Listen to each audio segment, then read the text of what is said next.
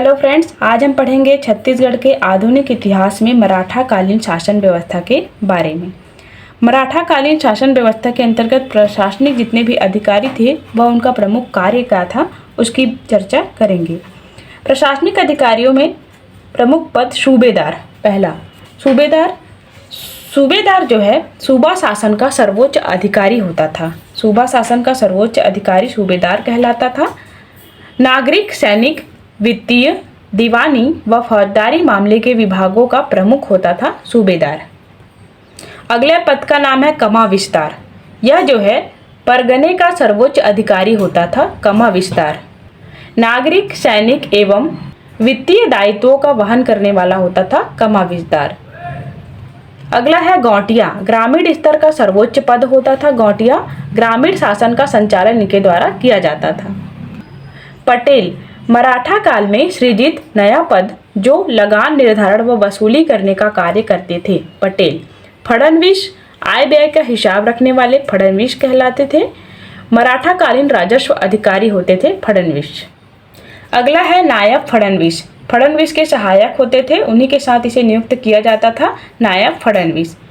बरार पांडे, यह जो है लगान के निर्धारण करने वाले अधिकारी होते थे। भू राजस्व की जानकारी एकत्र करना इनका मूल कार्य होता था। अगला पद है पोतदार। परगने के आय व्यय का हिसाब रखने वाले पोतदार कहलाए। पंडरी पांडे मादक द्रव्य से होने वाली आय का हिसाब रखने वाला अधिकारी पंडरी पांडे कहलाता था। बढ़कर लगान संबंधी दस्तावेज तैयार करना इसका मूल काम था। कोतवाल गांव में सुरक्षा का कार्य करना। गांव में सुरक्षा का कार्य करते थे कोतवाल। अमीन का जो पद है यह जो है राजस्व संबंधी हिसाब की शुद्धि करने वाले होते थे। पंड्या अस्थायी राजस्व कर्मचारी जिसकी नियुक्ति अमीन के साथ की जाती थी। पंड्या इसकी नियुक्ति जो है अमीन के साथ की जाती थी। पौनी विशेष सेवादार होते थे। माल चपरासी सरकारी संपत्ति व माल की सुरक्षा करना इनका कर्तव्य था। राजस्व कार्य में मदद करते थे। अगला है मराठा कालीन भूमिदान। भूमिदान से संबंधी यदि हम शब्दों को देखें, मोकाशा धर्मदाय देव स्थान। मोकाशा ब्राह्मणों को दान दिया गया ग्राम होता था जो कि मोकाशा कहलाता था।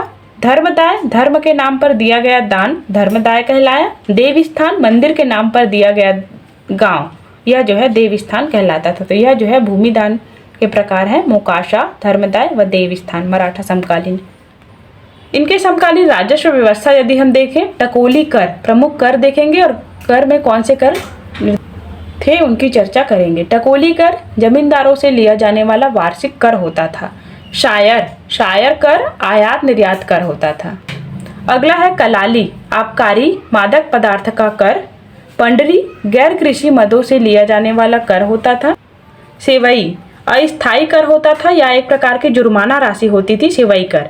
जमींदारी कर आयात अनाज पर जमींदारी क्षेत्र से लिया जाने वाला कर जमींदारी कर कहलाया।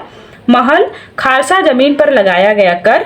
पट्टी घरों पर लगाया गया कर। तो यह जो है प्रमुख राजस्व व्यवस्था के अंतर्गत लिए जाने वाले प्रमुख कर है। परीक्षा की दृष्टि से महत्वपूर्ण है। इस संदर्भ में PDF यदि आपको प्राप्त करना हो तो डिस्क्रिप्शन में टेलीग्राम लिंक अवेलेबल है।